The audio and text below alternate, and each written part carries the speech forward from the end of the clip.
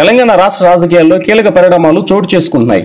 ముఖ్యమంత్రి రేవంత్ రెడ్డి కాంగ్రెస్ సీనియర్ నేత మాజీ మంత్రి జానారెడ్డి నివాసానికి వెళ్లారు. ఈ సందర్భంగా సుమారు అరగంటకు పైగా వీరిద్దరి మధ్య పలు అంశాలపై చర్చ జరిగినట్లుగా తెలుస్తుంది. అయితే జానారెడ్డితో సీఎం రేవంత్ భేటీపై ప్రభుత్వ వర్గాల్లో ఆసక్తికర చర్చ నడుస్తుంది.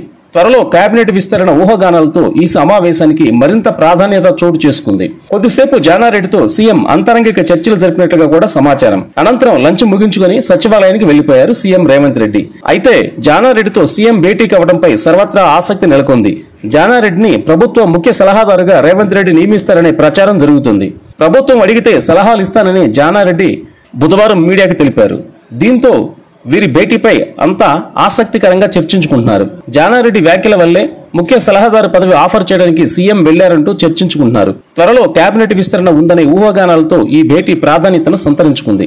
కాంగ్రెస్ లో సీనియర్ నాయకుడైన జానారెడ్డి గత కొంతకాలంగా ప్రత్యక్ష రాజకీయాలకు దూరంగా ఉంటున్నారు. 2023 ఎన్నికల్లో ఆయన కుమారుడు జైవీర్ రెడ్డికి ఎమ్మెల్యేగా అవకాశం ఇవ్వడంతో ఆయన పోటీ చేసి విజయం సాధించారు. అయితే నల్గొండ పార్లమెంట్ ఆదేశిస్తే పోటీ చేస్తానని అప్పట్లో జానారెడ్డి చెప్పారు. అయితే ఆయనకు అవకాశం ఇవ్వలేదు. కాగా జానారెడ్డి ఉమ్మడి రాష్ట్రంలో 15 ఏళ్లు మంత్రిగా చేశారు. తెలంగాణలో కులగణన అంశంలో కాంగ్రెస్ సీనియర్ నేత జానారెడ్డిపై ఎమ్మెల్సీ తీన్మార్ మల్లన్న కొన్ని వ్యాఖ్యలు చేశారు. ఈ వ్యాఖ్యలపై జానారెడ్డి స్పందిస్తూ తాను కులగణనలో ఎటువంటి పాత్ర పోషించలేదని స్పష్టం చేశారు. తనపై నిరాధార ఆరోపణలు చేయడం తగదని, ఎవరైనా విచారణ జరిపి తన దగ్గరికి వస్తే వివరణ ఇవ్వడానికి సిద్ధంగా ఉన్నానని పేర్కొన్నారు. తాను ఇప్పటికీ ప్రత్యక్ష రాజకీయాలకు దూరంగానే ఉంటున్నానని జానారెడ్డి తెలిపారు. రాజకీయాల్లో తన పాత్ర గురించి స్పష్టత ఇస్తూ ప్రజలు లేదా పాలకులు తమ అవసరానికి అనుగుణంగా సలహాలు సూచనలు అడిగితే తప్పకుండా తన అభిప్రాయాన్ని చెప్తానని అన్నారు. లేదంటే రాజకీయ అంశాలపై స్పందించబోనని పేర్కొన్నారు.